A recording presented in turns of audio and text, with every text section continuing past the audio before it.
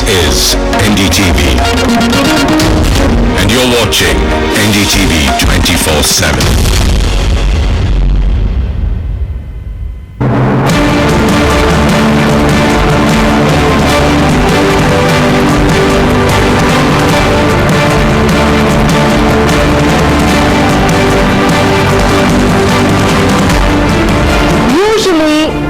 After a conviction takes place, between the conviction and the sentencing, we hardly see any time, a day, a maximum a week. But perhaps unprecedented in such criminal cases, we're seeing the Upahar case where 59 people died in 1997. That's 18 years ago.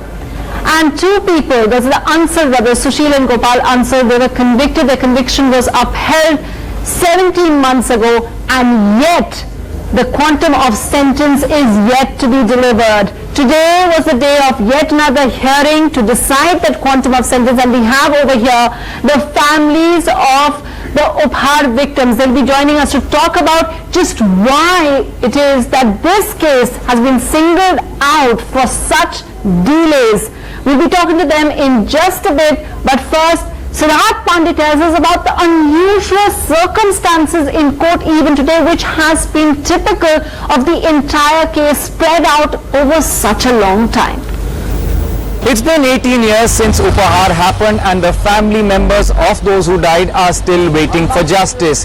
In fact, the basic question now is deciding the quantum of punishment. That's because the judges were divided. Now, for the past 17 months, the Supreme Court has yet to hear the matter. On two occasions, one on the 21st of April, on the 2nd, on the 4th of August, this matter came up before the Supreme Court, but it was adjourned because in both the cases, the counsel for the accused, for the Ansar brothers, wanted an adjournment. Today again, the Supreme Court was to have heard the matter in the morning, and once again, the Ansar's counsel, Mr. Ram Jethmalani, asked for an adjournment, saying that he was busy. The matter was listed for later this afternoon, but then again, the matter could not come up.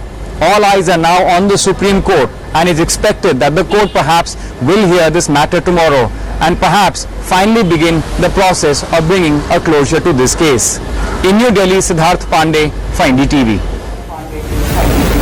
During the course of the show, we're going to hear just some of the reasons, the bizarre excuses that lawyers of the defense have presented during the course of the trial, and we just ask whether it's because in this case the defense comprises some very, very powerful people. Let me just introduce our panel to you. We have, of course, the families, and the families are represented by two people who've really been fighting the most, who've been the forefront of this fight, Neelam and Shekhar Krishnamurthy. We also have Mr. Sani.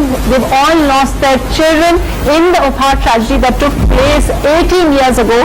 We have Alok Prasanna over here with us, who is a fellow with the Vidhi Center for Legal Policy, and of course joining us from Mumbai, Ujjwal Nikam, a public prosecutor who says no, it's not because people are powerful that they get away with such delays. But Neelam, Krishnamurthy, I want to just start with you and Shekhar, of course, just to ask you that some of the things that they've used. Today you went, after so many years, 17 months it's been since the conviction was upheld by Supreme Court. Now everyone usually thinks Supreme Court has upheld, now we're going to see conviction. Now we're going to see people going to jail. Gopal and Sushil Ansar, when we got that, and yet we haven't seen that. Now can you tell our viewers some of the excuses that have been used for adjournments? First of all, for today's adjournments, I like to say we didn't expect that they would take adjournment today, because already the matter came up after 17 months, and just last week counsels had seeked an adjournment for non-availability of the consuls. Before that, seeked another adjournment in the month of April for non-availability of the consul. And normally in Supreme Court they do not give adjournments once the matter is on board.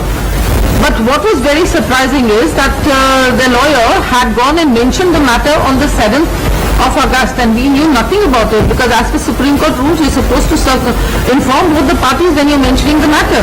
We were not informed, and yesterday also when they were circulated the letter, they only circulated the letter to CBI. We are a party in the thing, and we were not even circulated the letter. Yeah. So when we went to the court, we were very surprised that they wanted an adjournment. I mean, we know this is just a ploy by Ansars to ensure that they do not go behind bars. So one thing I know for sure today, that is I have been experiencing it for over the period of years, that the law of the land is not the same for the rich and powerful and ordinary citizens. If it's an ordinary person, he cannot go up to the judges and say, I want to seek an adjournment. But when you have cases like this, when you have people like Ram Jethmalani, because he's come to the courts and seeked adjournment for answers. When the matter was on board between August 2010 and 2012, Mr. Jethmalani sought 8 adjournments, and one of the adjournments was sought. So his junior came and said, my senior has lost his voice, his eardrum is ruptured, he cannot appear in the court. On the same day he was arguing in Patiala I was going to tell our viewers that perhaps that we asked Mr. Ram Jethmalani, who has been the answers lawyer and who of course a lot of the families have been one of the most powerful, well-known lawyers that has been there. We asked Mr. Jethmalani to come on our show to talk about all that is being talked about, but they refused to. They also refused to send any representative. But Mr. Nikam perhaps is going to give us the other side of the picture. Now you talked about the fact that once a German was there because his eardrum was ruptured. Yes. But there have been many such serious cases. But what is very important to know is that this next day when we read the papers, he was arguing in the Patiala House Court for Fuji matter. So it was nothing but a pack of lies. And did you bring it up in court? No, you cannot, because once it's already sought in adjournment, the matter will come after 3-4 months, and then you go and tell the judges, they don't want to listen to the litigants. I'm sorry. Mr. Nikam, would you like to respond to this? How is it that a senior counsel is able to, as Neelam Krishnamurthy is pointing out, obviously deceive the court in that way?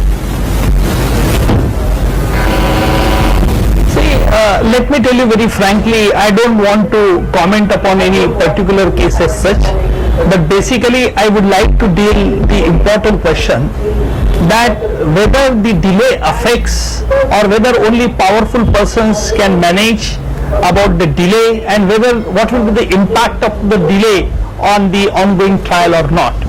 That is the precise question. And I am of the candid opinion that everybody is equal before the law, whether he is rich or poor, it won't affect much. Now what has happened in the particular case which we are discussing, since the matter is sub judice, I don't like to say, but at sometimes the personal difficulty of the advocate is also required to be considered by the court. Otherwise the court has to do justice, and court can do justice only with the assistance of the court. He is saying, any lawyer has some personal difficulty. Finding out it wasn't a difficulty. He misled the court. He was appearing in another matter, and in their matter they just said that he had a problem with his ear. So it's not a personal difficulty. It was a question of not making time, which is unfair to all these people, all the victims.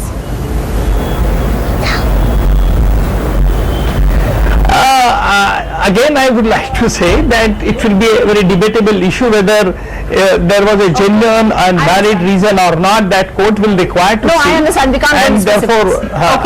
Therefore, I don't want to go into that. Okay, fine. Mr. Prasanna, you have been studying all these cases. I'm sure Neelam Krishnamurthy and Shri are going to tell us many more such instances of how it was done. But I just wanted to ask you, first of all, the unprecedented thing of the time between conviction takes place and quantum of sentencing. Is this the first case that you're hearing of? As far as I know, this is the first that I have seen where the court has taken so much time in confirming. Let's just clarify here. We're not talking about the trial court, we're talking about the Supreme Court. That's right. Yeah. And this issue of 2 judges disagreeing on quantum of sentence of a 2-judge bench disagreeing on quantum of sentence is, to my knowledge, the first that I have seen. There may be exceptional cases somewhere, but as far as I have been able to find out, I'm not found a single instance where 2 judges have differed on the issue of quantum of sentence. So that's a problem with the way the Supreme Court is functioning. Mr. Nikam says that it's untrue to say that powerful lawyers and the rich employ powerful lawyers. They are able to cause such delays. Would you agree with that? I would completely disagree with him, because, and let me say, it's not just a problem with the Indian judicial system. Everywhere around the world, if you are rich and powerful, there are ways you can get around and avoid the judicial system. But in India, in recent past we saw Salman Khan case, right? Salman Khan case, and I mean, it's not just about India, but in India, I think the problem gets aggravated because there are no consequences of doing so.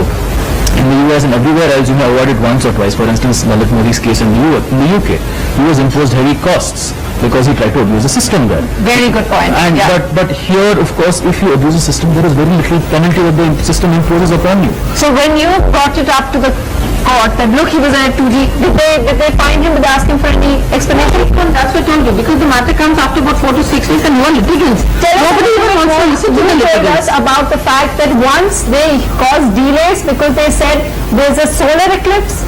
Yes, it happened during the trial court when the trial was going on. Anson's lawyer came and said, Madam, today is the solar eclipse and my client is fasting, so kindly give us an adjournment.